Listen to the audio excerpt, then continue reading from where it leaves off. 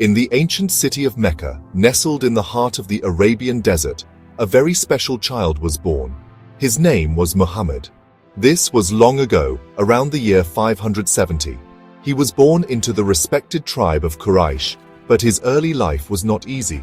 His father, Abdullah, passed away before he was even born, and his mother, Amina, died when he was just a young boy. Muhammad was then cared for by his grandfather, Abd al-Muttalib, and later by his uncle, Abu Talib. Even though he faced sadness early on, he grew up surrounded by the sights and sounds of a busy trading city, learning important lessons about life and people. As Muhammad grew into a young man, he became known throughout Mecca for one very special quality: his honesty. When he worked as a shepherd, he was careful and kind with the animals.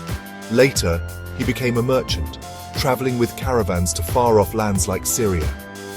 People who did business with him learned that he was always fair and truthful. He never cheated anyone or broke a promise. His reputation for being trustworthy was so strong that the people of Mecca gave him a nickname. They called him Al-Amin, which means the trustworthy one, and As-Sadiq, which means the truthful one. This shows just how much people respected his character. This wonderful reputation caught the attention of a wealthy and respected businesswoman named Khadija.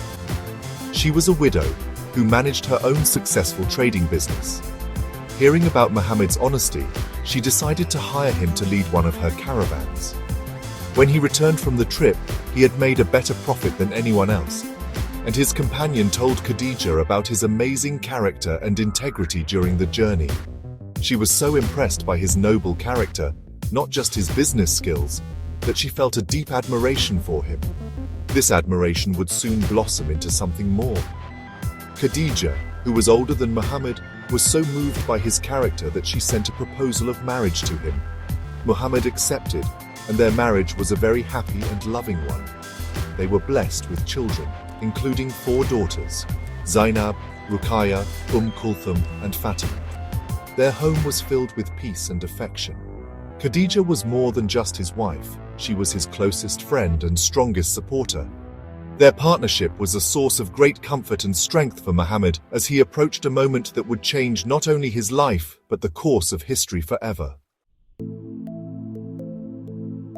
As Muhammad grew older, he often sought quiet places to think and reflect. He was troubled by some of the things he saw in Meccan society, like the worship of many idols and the way some people treated the poor. He would go to a small cave on a mountain called Jabal al-Nur, the Mountain of Light. This cave, known as Hira, was his special place for solitude. One night during the month of Ramadan, when he was 40 years old, something incredible happened. The angel Gabriel, or Jibril in Arabic, appeared before him. The angel's first word to him was Iqra, which means read or recite. Muhammad was startled and replied that he could not read. The angel repeated the command twice more, and then revealed the first verses of what would become the Holy Quran. These words spoke of God as the creator of all things. Muhammad was shaken by this powerful experience and hurried home, his heart pounding. He went straight to his wife Khadija and told her what had happened. She listened carefully and comforted him, believing in him completely. She became the very first person to accept his message and embrace Islam, a word that means submission to the one true God, Allah. After that first revelation, Muhammad began to share his message quietly with those closest to him. His dear friend, Abu Bakr, his young cousin Ali, and a freed slave, Zaid, were among the first to believe. They learned about the oneness of God, the importance of prayer, and the need to be charitable to the poor and needy. For 3 years, the message of Islam was shared in private, among a small but devoted circle of followers. They were a small community, bound by a new faith that challenged the long-held traditions of their society, which worshipped hundreds of different idols. When Muhammad began to preach his message publicly, he faced great challenges. The leaders of Mecca, many of whom were from his own tribe, grew angry. His message threatened their power, their wealth, and their way of life, which was built around the worship of idols at the Kaaba, a sacred cube-shaped building. They started to mock him and persecute his followers. The early Muslims were insulted, boycotted, and even physically harmed. Despite the hardship and the pain, Muhammad and his followers remained patient and steadfast, holding firmly to their belief in one God and the message of peace and justice he had brought. The situation in Mecca became more and more dangerous for the Muslims. The leaders of Quraysh were determined to stop Muhammad's message, and their persecution grew harsher every day. After the deaths of his beloved wife Khadija and his protective uncle Abu Talib, Muhammad was left more vulnerable than ever. It was during this difficult time that an invitation came from a city to the north called Yathrib. The people there had heard of Muhammad's wisdom and fairness and wanted him to come and be their leader, to help them solve their own conflicts and bring peace to their city. This journey from Mecca to Yathrib is a very important event in Islamic history. It is called the Hijra, or the migration. In the year 622, Muhammad and his followers left their homes and everything they owned in Mecca and traveled under the cover of darkness to escape their persecutors.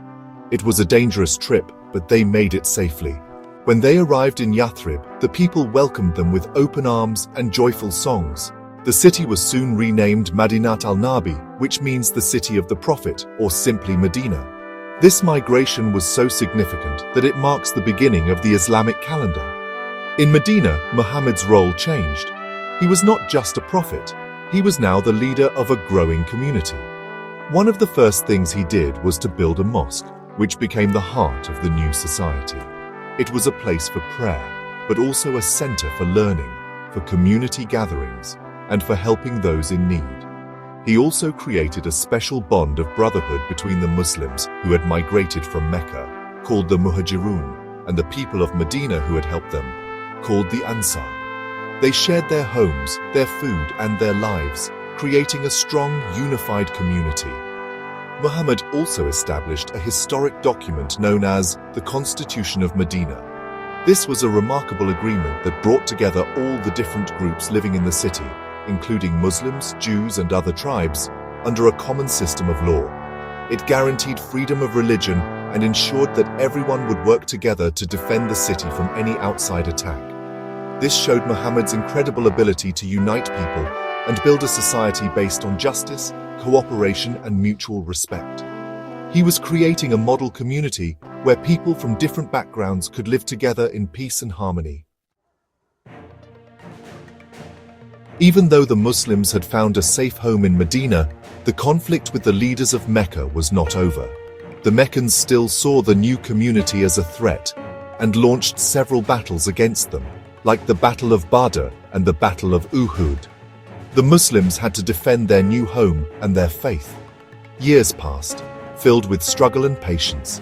Then, in the year 630, a turning point came.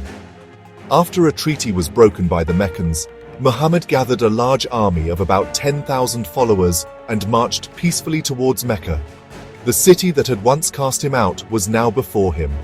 The leaders of Mecca, seeing the strength and discipline of the Muslim army, realized they could not fight. They surrendered the city without a battle. Muhammad entered Mecca not as a conqueror seeking revenge, but as a humble servant of God. He went to the Kaaba, the holy site that was filled with hundreds of idols. With his staff, he pointed to them one by one, and as he did, his followers removed them and destroyed them, purifying the sacred house for the worship of the one true God, just as the Prophet Abraham had done centuries before. The sound of the first call to prayer from the top of the Kaaba echoed through Mecca. In that moment of ultimate victory, Muhammad showed one of his most powerful qualities: forgiveness. He gathered the people of Mecca, the very same people who had mocked him, hurt his followers, and driven him from his home. They stood before him, expecting punishment. But instead of anger, Muhammad offered them mercy. He asked them, "What do you expect from me?" They replied, "Kindness, and you are a kind brother." He then announced, "Go, you are all free."